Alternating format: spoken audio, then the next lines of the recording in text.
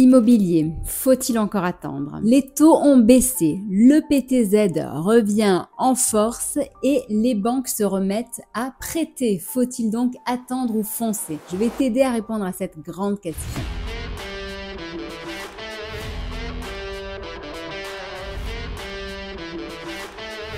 Bonjour, moi c'est Steph, fondatrice du site comparateurbanque.com, un site 100% indépendant. Mon objectif, t'aider à booster ton pouvoir d'achat pour une vie plus sereine. Si tu aimes ce type de sujet, abonne-toi vite et active la cloche pour ne rien rater. Et pense bien que tu pourras utiliser les liens que je te mettrai dans le descriptif, car non seulement ils te donnent accès aux meilleures offres du moment, mais en plus ils nous aident à poursuivre nos recherches. Et donc je t'en remercie. Allez donc. Aujourd'hui, eh bien, je m'adresse aux futurs propriétaires ou peut-être investisseurs. On le sait, l'achat immobilier est un véritable casse-tête en ce moment, surtout depuis que les taux d'intérêt ont flambé. Donc, entre les marchés qui s'effondrent par endroits, entre les entreprises du bâtiment qui licencient à tour de bras, le coût des travaux de rénovation qui est donc compensé par une sensible baisse dans certains endroits. Bref, dans tout ça, au final, c'est vraiment la jungle pour savoir quand est-ce qu'il est le bon moment d'acheter. Mais j'ai une bonne nouvelle pour toi, puisque depuis que la BCE a baissé ses taux, eh bien les taux de prêt sont enfin en train de redescendre. Ça y est, la pression baisse.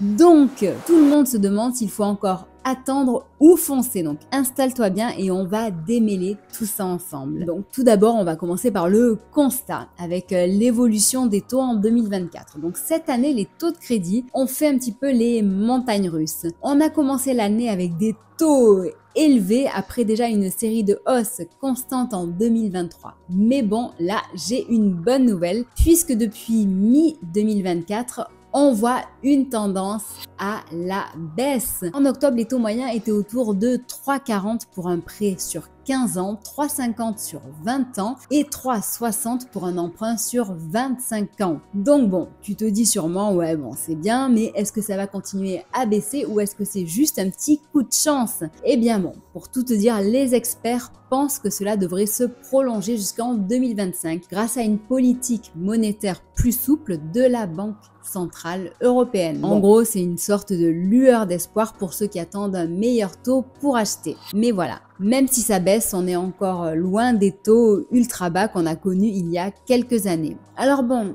est-ce que ça vaut le coup d'attendre encore un peu?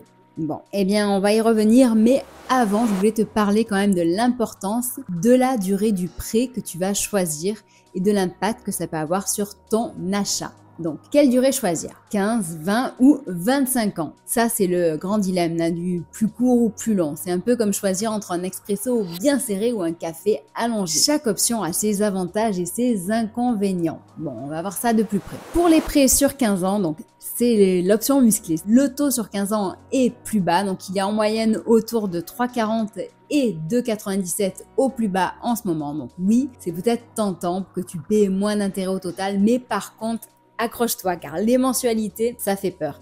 Donc par exemple, si tu fais un emprunt de 200 000 euros, on va être sur des mensualités qui vont avoisiner les 1424 euros. Donc c'est pas donné à tout le monde.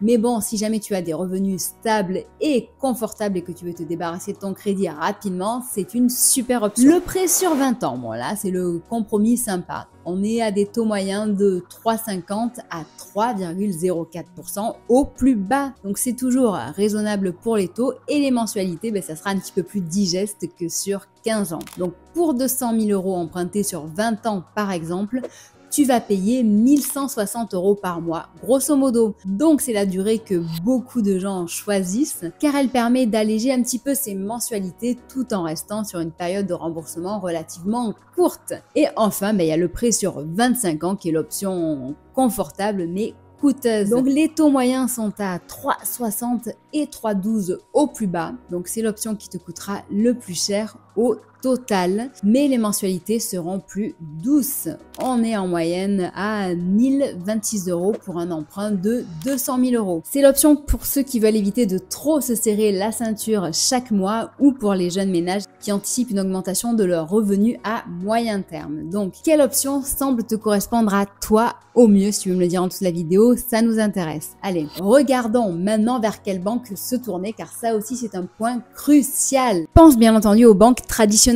comme BNP Paribas ou Crédit Agricole. Ce sont souvent des valeurs sûres en termes de taux.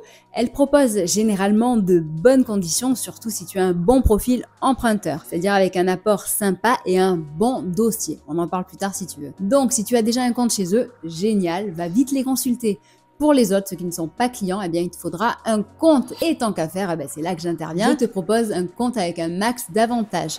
Par exemple, chez BNP Paribas, je te mets en descriptif un lien pour ouvrir un compte chez eux gratuit pendant 1 an et en plus avec une prime de 80 €.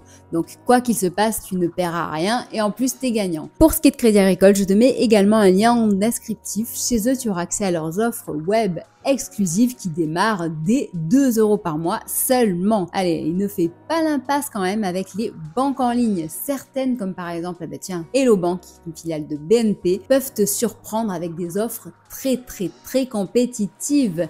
Je te mets le lien également en descriptif, d'autant plus que la prime du moment chez eux va jusqu'à 180 € avec un max d'avantages. Mon conseil, comme toujours, pour choisir la bonne banque, c'est de comparer les offres. Fais un max de simulations. Tu peux aussi d'ailleurs utiliser notre simulateur qui t'accompagne dans tes projets. Tu verras avec des petites questions sympas et rigolotes et qui compare différentes offres en même temps pour te donner la meilleure. Donc, faut-il attendre 2025 ou foncer maintenant? Donc, voici la vraie question. Il y a des arguments des deux côtés. Donc, si tu attends, qu'est-ce qui pourrait se passer? Par exemple, eh bien, sache que les prévisions pour 2025 parlent d'une baisse des taux qui pourrait se poursuivre, avec des taux qui pourraient aller jusqu'à 3% ou même moins peut-être. Bon, sauf que les prix de l'immobilier, eux, ils risquent de réaugmenter. Donc attendre, ça pourrait te permettre d'avoir un taux plus intéressant, mais avec un prix d'achat qui grimpe.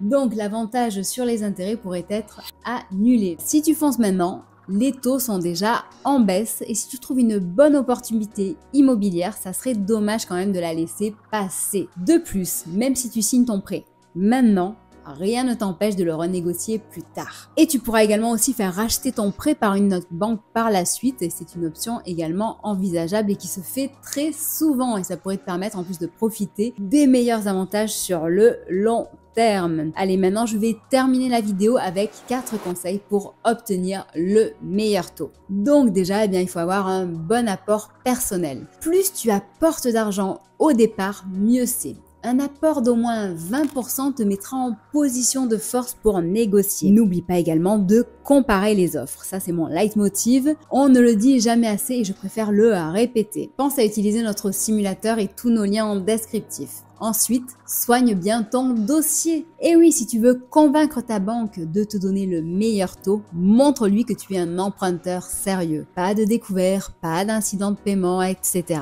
Et enfin, pense plus tard que tu pourras renégocier ce taux et donc ce prêt si tu trouves des conditions plus attractives. Donc, maintenant je dirais que tu es grand et que c'est à toi de voir et de prendre tes responsabilités. Dans tous les cas, pense bien que prendre un crédit, ça t'engage et que ça doit être remboursé. Donc, il faut toujours vérifier ta capacité de remboursement avant de t'engager. Allez, je te dis à très bientôt, que ce soit sur le site comparatorhome.com, que ce soit également sur nos réseaux sociaux ou même Discord où tu pourras télécharger tes e-books gratuits qui te permettront de mieux gérer ton budget et ton argent. À bientôt, merci.